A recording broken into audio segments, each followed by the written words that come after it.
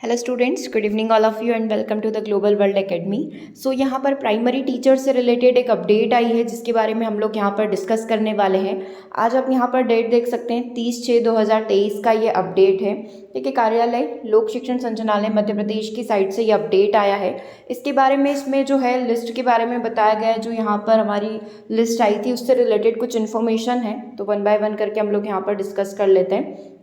प्राथमिक शिक्षक नियोजन 2023 दस्तावेज सत्यापन उपरांत पात्र पाए गए अभ्यर्थियों के लिए सूचना, जिनका डॉक्यूमेंट वेरिफिकेशन यहाँ पर हो चुका है ना, उनके लिए ये इन्फॉर्मेशन है। प्राथमिक शिक्षक नियोजन 2023 हेतु विभाग द्वारा मेरिट क्रम में अभ्यर्थियों के दस्तावेजों का सत्यापन करवाया गया था।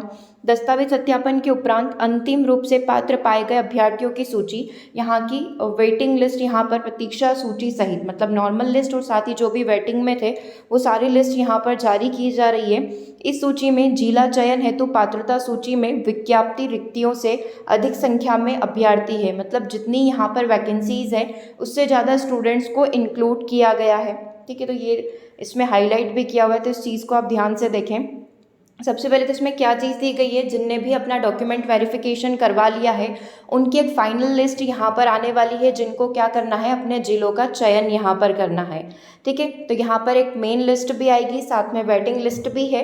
ठीक है, अब क्या करना है, वास्तविक प्रवर्गवार एवं जिलावार रिक्तियों के आधार पर ही अंतिम चयन सूची एवं नियुक्ति आदेश यहाँ पर जारी किए जाएंगे। मतलब फाइनल अब आपको एक लेटर मिलेगा, सबसे पहले आपको जिला यहाँ पर चयन करना पड़ेगा, उसके बाद आपको मिलेगा कि कौन सी जगह आपकी पोस्टिंग हुई है।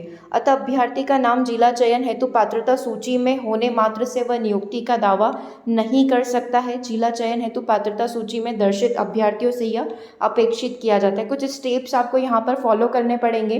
तो आई थिंक आपको समझ में आ चुका होगा ये वाली लिस्ट जो है, जिन्होंने भी अपना डॉक्यूमेंट वेरिफिकेशन करवा लिया है। उसके बाद अब आप क्या करेंगे, अपनी प्रायोरिटी के क्रम में जो है अपने जिलों का चयन करेंगे। सबसे पहले समस्त अभ्यर्थी जिलों का प्राथमिकता क्रम में चयन करें। स्कूल शिक्षा विभाग ने यहाँ पर 26 जिले दिए हैं और जनजाति कार्य विभाग के 2 जिले हैं। जनजाति कार्य विभाग के 2 जिले सिर्फ अनुसूचित जाति और जनजाति अभ्यर्थियों के लिए हैं, अर्थात अनुसूचित जनजाति के अभ्यर्थियों को 28 जिलों को प्राथमिकता क्रम और अन्य प्रवर्ग के साथ प्रवर्ग के जो अभ्यर्थी हैं उनको 26 जिलों का प्राथमिकता क्रम देना अनिवार्य होगा।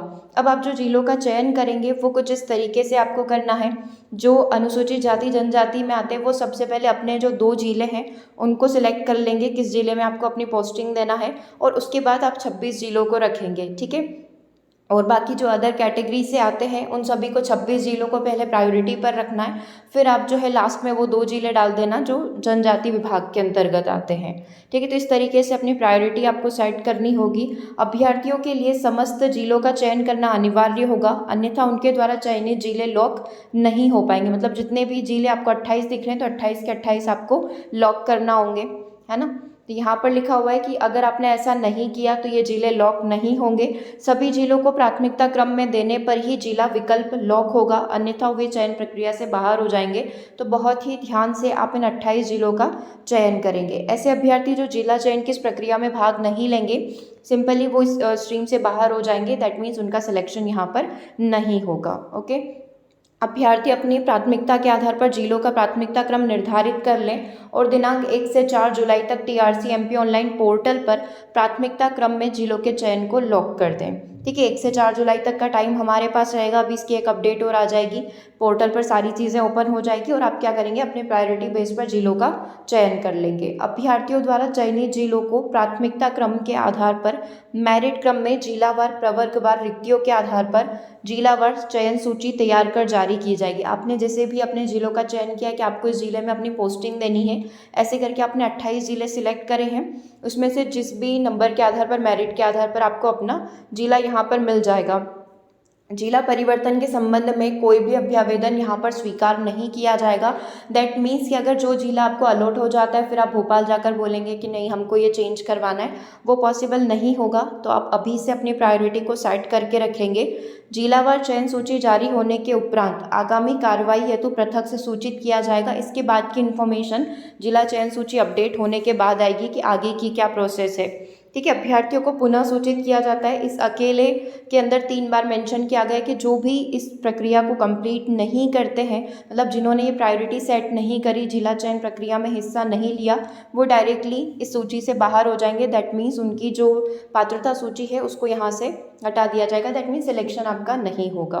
ओके, और इसमें नोट करके भी दिया हुआ है, प्राथमिक शिक्षक एवं प्रयोगशाला शिक्षक की न्यूनतम शैक्षणिक योग्यता भिन्न होने से इस चरण में जनजाति कार्य विभाग द्वारा विज्ञप्ति प्रयोगशाला शिक्षक के पद सम्मिलित नहीं किए जा रहे हैं। इस चरण की कार्रवाई पूर्ण हो जाने के बाद प्रयोगशाला शिक्षक के लिए निर्धारित शैक्षणिक योग्यता धारी जो है पात्र अभ्यर्थियों के संबंध में पृथक से इन्फॉर्मेशन दी जाएगी।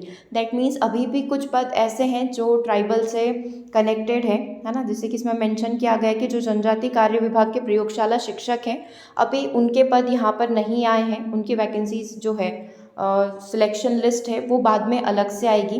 ठीक है, तो बाकी सारे स्टूडेंट जो प्राथमिक शिक्षक में आते हैं उन सभी को अपना ये वाला प्रोसेस कंप्लीट करना है, और इसके बाद की इन्फॉर्मेशन ये पूरी कंप्लीट होने के बाद दैट मीन्स आफ्टर 4 जुलाई जो है ये पब्लिश कर दी जाएगी। ओके, तो आप देख लीजिएगा 1 से 4 जुलाई तक टीआरसी पोर्टल पर आपको ये सारे 28 के 28 जिले सिलेक्ट करने हैं। जो अनुसूचित जाति जनजाति कैटेगरी के हैं वो सबसे पहले अपने 2 जिलों को सिलेक्ट करेंगे और उसके बाद 26 जिलों को प्रायोरिटी बेसिस पर सिलेक्ट कर लेंगे, प्राथमिकता के आधार पर चयन कर लेंगे। और उसके अलावा जो जनरल से और अदर कैटेगरीज से आते हैं, पहले वो 26 जिले सिलेक्ट करेंगे और सबसे लास्ट में आप 2 ट्राइबल जिलों को डाल देना। अगर वहाँ पर वैकेंसीज फ्री होती है तो फिर वहाँ पर आपको मिल जाएगा।